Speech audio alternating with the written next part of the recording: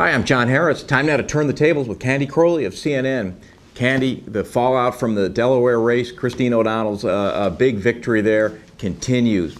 On the one hand, the Tea Party clearly gives Republicans energy heading into the midterms. On the other hand, longtime operatives say O'Donnell highlights the risk with possibly putting forward an unelectable candidate. At least that's Karl Rove's view before Delaware voters. On balance, has the Tea Party been a good thing or a bad thing for Republicans this fall? See, this is the sort of question I really wish you'd ask me after the elections, because then I'd have a definitive answer. That's it really fair. Isn't any fair. Listen, in that they have brought in, look, the midterm elections, I don't care what year it is, go to the people who are the most revved up, whether they are angry, enthusiastic, whatever the emotion is, the ones that are the most revved up win. Now, insofar as this has revved up the Republican Party, it's great. But is it great for Delaware?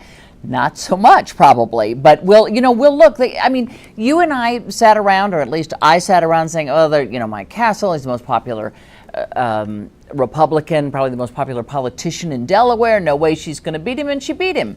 So what do we know? And maybe she will win in Delaware. That's certainly what her supporters are saying at this point. And we'll see just how far the disaffection is for traditional kind of mainstream Democrats when we get to states like Delaware. But I think overall, you have to give it to the Republicans for that big energy gap that they have, and most of that energy has come from Tea Party supporters. Right. Now, Candy, before you put us out of business by exposing the fact that we don't know anything and our predictions are almost always wrong, let me ask this. Do you see any signs that Democrats are in turn energized because Republicans in places like Nevada, Kentucky, now Delaware have put forward more ideologically extreme candidates? Does that do anything to rev up, as you say, the Democratic base? Certainly, it has revved up the rhetoric of the party leaders. And I think that you can make a case that stopping some of these candidates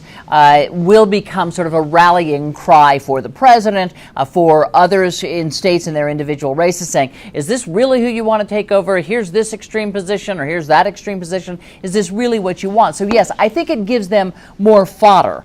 And it certainly gives candidates more to say, here's another good reason you should turn out in the polls. In the end, and we hate to duck this one as well, but in the end, what we have seen all along is that big deficit in the number of Republicans that are going to the polls versus the number of Democrats, and which leads me to believe that what we now have to figure out is about the independents, which is where we always end up looking right before an election, which is, are they revved up, and which way are they going to go if they see someone like McDonald in Delaware? Does that bring independents out to vote against her, or do they come out to vote for her?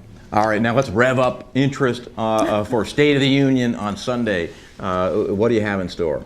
Well, our main guest, one of our main guests, is Senator Jim DeMint, because we want to talk about the Tea Party. And he's been kind of the guy behind the curtains and has had some great success, had some losses, but had some great success, has really ruffled some party feathers. So we want to talk to him a little bit.